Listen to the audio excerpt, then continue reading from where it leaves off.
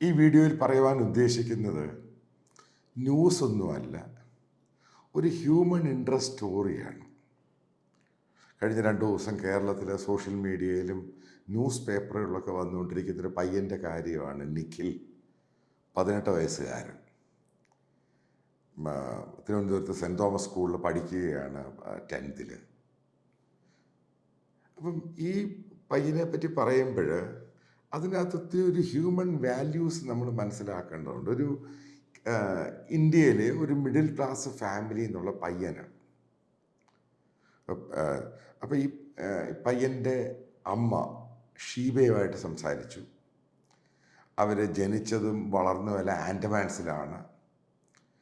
Parents ജോലിയായിരുന്നു. പക്ഷേ ഇപ്പം അമ്മ മാത്രമേ ഉള്ളൂ, ഫാദർ മരിച്ചുപോയി. അവർ പിന്നെ അബുദാബിയിലും ദുബായിലുമായിരുന്നു. അവരാദ്യം ഒരു കല്യാണം കഴിക്കുന്നു.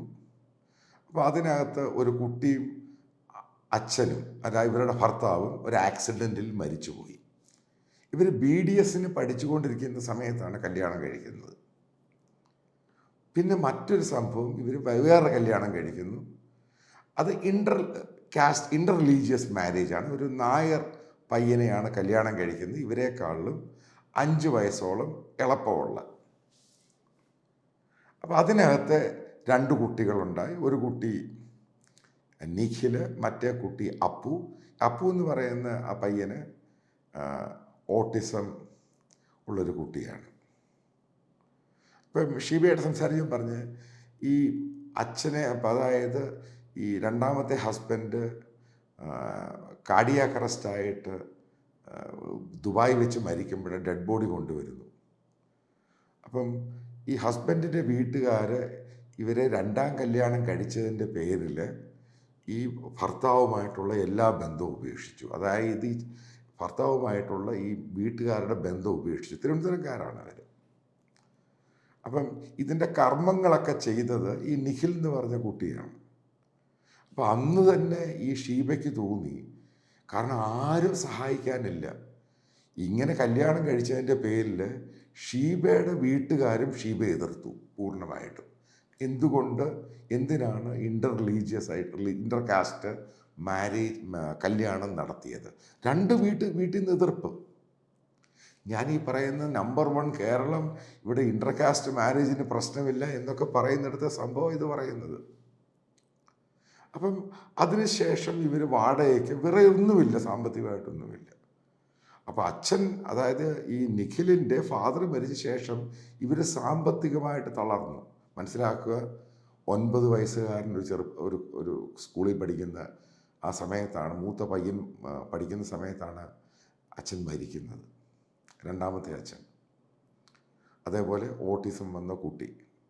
അപ്പം കോവിഡിന് മുമ്പ് വന്ന കുട്ടി സ്കൂളിൽ പോകുമായിരുന്നു. പക്ഷെ ഇപ്പം പോകുന്നില്ല, കാരണം സ്കൂളിൽ വിടാൻ അവരുടെ കയ്യിൽ സാമ്പത്തികമില്ല. ആ സമയത്താണ് ഷീബയ്ക്ക് പാർക്കിൻസൺ ഡിസീസ് വരുന്നത്. അതിനുശേഷമാണ് ആ കുടുംബത്തെ കരകയറ്റാൻ വേണ്ടി ഈ 10-12 വയസ്സുള്ള പയ്യൻ വീട്ടിലെ ജോലികൾ ചെയ്യുകയാണ്. അതായത് അമ്മയ്ക്ക് അസുഖം, അനുജന് അസുഖം, 2 പേർക്കും നടക്കാനോ എഴുന്നേൽക്കാനോ ഒന്നും ജോലി ചെയ്യാനും പറ്റില്ല. രാവിലെ 4:30 എണ്ണിക്കും. ഈ കൊച്ചു പയ്യന് ബ്രേക്ക്ഫാസ്റ്റും ആഹാരവും കുളിപ്പിക്കുകയും ഒക്കെ ചെയ്യണം. അമ്മയെ സഹായിക്കണം, കാരണം അമ്മയ്ക്കും വയ്യ. എന്നിട്ട് രാവിലെ സ്കൂളിൽ പോകും. അപ്പോൾ സ്കൂളിലുള്ളവർക്ക് പോലും അറിയത്തില്ലായിരുന്നു ഈ പയ്യൻ ഇതേപോലെ ഒരു ക്രൈസിസിലാണ് ഈ വീട്ടിൽ നിന്ന് വരുന്നത്. അതും വാടക വീട്ടിലാണ് താമസിക്കുന്നത്, കേശവദാസപുരത്ത്. അപ്പം ഞാൻ ഈ നിഖിലിൻ്റെ പഠിപ്പിച്ച ടീച്ചറുമായിട്ട് സംസാരിച്ചു. അപ്പോൾ ടീച്ചർ പറയുന്നത്, ഈ നിഖിൽ പഠിക്കാൻ മിടുക്കനായിരുന്നു, പക്ഷെ അവർക്കൊന്നും അറിയത്തില്ലായിരുന്നു നിഖിൽ ഇതേപോലെയുള്ള സർക്കംസ്റ്റാൻസസിലാണ് വരുന്നത്. കാരണം 9ാമത്തെ വയസ്സിലാണ് നിഖിലിനെ പഠിപ്പിക്കുന്നത് ഈ ടീച്ചർ. അപ്പോൾ ഈ നിഖിലിനപ്പോൾ എപ്പോഴും ഈ ടീച്ചറിനോട് കംപ്ലൈൻറ്റ് പറയുമായിരുന്നു, അമ്മയ്ക്ക് സ്നേഹം ഈ ഇളയ കുട്ടിയെയാണ്. അപ്പോൾ ഇളയ കുട്ടി ഓട്ടിസമാണെന്നുള്ള കാര്യം, അതിൻ്റെ പ്രശ്നം എന്താണെന്നുള്ളതും നിഖിലിനന്ന് അറിയത്തില്ലായിരുന്നു. അപ്പം ഞാനീ പറയുന്നത് ഹ്യൂമൻ ഇൻട്രസ്റ്റ് സ്റ്റോറിയാണ്. അപ്പം ഇതിനകത്ത് മനസ്സിലാക്കേണ്ടത്, നമ്മൾ എത്രമാത്രം പുരോഗതി എന്ന് പറഞ്ഞാലും ഒരു ഇൻ്റർകാസ്റ്റ് മാരേജ് വന്നു കഴിയുമ്പോൾ ഇന്നും അതിനെ എതിർക്കുന്ന, വല്ലാതെ എതിർക്കുന്ന ആ പേരൻസും ഈ നിഖിലിൻ്റെ ഫാദറിൻ്റെ വീട്ടുകാരും നിഖിലിൻ്റെ അമ്മയുടെ വീട്ടുകാരും രണ്ടുപേരും ഇവരെ ഒരു കാരണവശാലും ഒരു ഹെൽപ്പ് ചെയ്യാനും തയ്യാറല്ല. ഇപ്പം ഷീബ പറയുന്നത് സാമ്പത്തിക ഹെൽപ്പ് ഞാൻ അവിടുന്ന് ഇവിടുന്നും ഒക്കെ ഫോൺ ചെയ്ത് ഈ മൾട്ടി ലെവൽ മാർക്ക് ചെറിയ ചെറിയ പരിപാടികളൊക്കെ ചെയ്ത് ജീവിക്കും. പക്ഷെ അവരൊരു ആശ്വാസത്തിന് പോലും വിളിക്കാൻ ആരുമില്ല. ഈ 18 വയസ്സുകാരൻ്റെ സ്റ്റോറി കേട്ടിട്ട് കേരള ഗവർണർ ത്രില്ലടിച്ചു. അപ്പം ഈ കേരള ഗവർണർ ഈ നിഖിലിനെ വിളിക്കുന്ന സമയത്താണ് ഞാൻ വിളിച്ചത്. അപ്പം നിഖിലിൻ്റെ അമ്മ, അതായത് ഷീബ, എന്നോട് പറഞ്ഞത് ഗവർണറെ കാണാൻ ഒരു ഷർട്ട് മേടിക്കാൻ പോയേക്കുക. അതാണ് സ്ഥിതി. ആ ക്രൈസിസിലാണ് ആ കുടുംബം.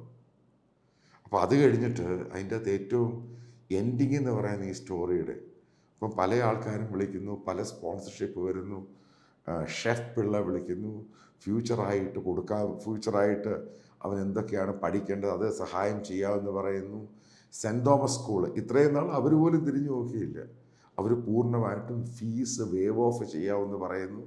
ഈ ഒരു സാഹചര്യത്തിലൊക്കെ ഞാൻ മനസ്സിലാക്കുന്നൊരു സംഭവമുണ്ട്, ഈ ഷീബയുടെ റിയാക്ഷൻ എങ്ങനെയായിരുന്നു ഇത്രമാത്രം ഓഫർ വന്നിട്ട്. അപ്പോൾ ഷീബ പറയുക, ഞാനിതൊന്നും കണ്ട് എക്സൈറ്റഡ് ആയില്ല. ചിലപ്പം ഇതിനു മുമ്പൊക്കെ ഞാനിത് എക്സൈറ്റഡ് ആയേനെ. ഇപ്പം ഷീബ ഇപ്പോൾ ഒരു ദൈവവിശ്വാസിയാണ്, ഒരു ന്യൂ പെൻറ്റക്കോസ്റ്റൽ ചർച്ചിലാണ് പോകുന്നത്. ഒരു ബേസിക്കലി അവർ കാത്തലിക്കായിരുന്നു. കാരണം ആരുമില്ല. അപ്പോൾ ഷീബ പറയുന്ന എല്ലാം ഒരു ദൈവകാരുണ്യം കൊണ്ടാണ് ഇതൊക്കെ സംഭവിച്ചത്. അവൻ്റെ പേര്, അവനെപ്പറ്റി ഇങ്ങനെ ഫീച്ചർ ചെയ്യുവാൻ ന്യൂസ് 18 അതിനുശേഷമാണ് ഇത്ര ആൾക്കാർ അറിയുന്നതും. അപ്പോൾ ഈ പയ്യൻ പഠിക്കാൻ ഭയങ്കര മിടുക്കനാണ്.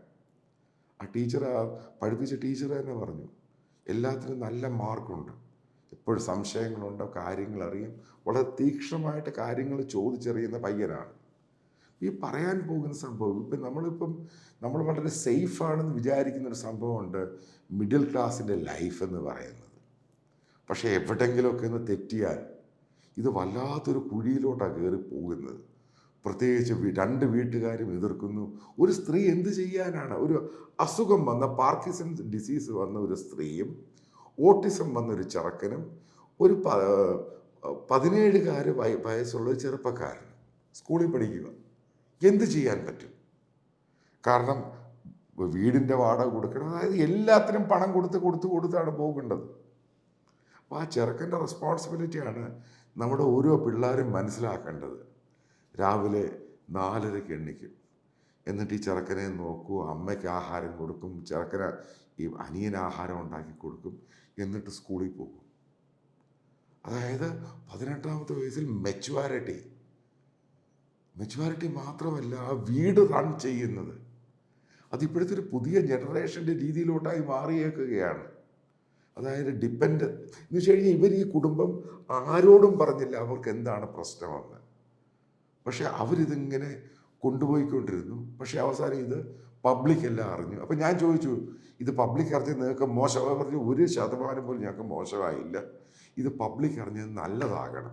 കാരണം എല്ലാവരും അറിയണം, ഓരോ വീടുകളിലും ഇതേപോലെയുള്ള പ്രശ്നങ്ങളൊക്കെ ഉണ്ട്, ആരും പുറത്ത് പറയുന്നില്ല.